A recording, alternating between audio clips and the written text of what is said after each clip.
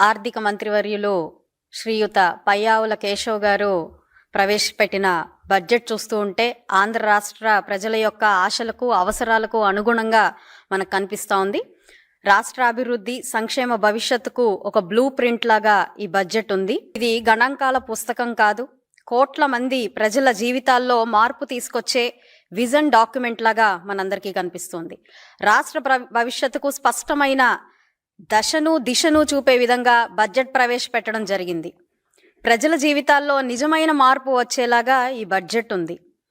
అన్ని వర్గాల సమగ్రాభివృద్ధే లక్ష్యంగా ఈరోజు 3,32,205 కోట్ల రూపాయలతో బడ్జెట్ ప్రవేశపెట్టి గౌరవ ముఖ్యమంత్రి గారిని, గౌరవ ఆర్థిక శాఖ మంత్రి వర్యుల్ని అభినందించాల్సిన శుభ తరుణం ఇది.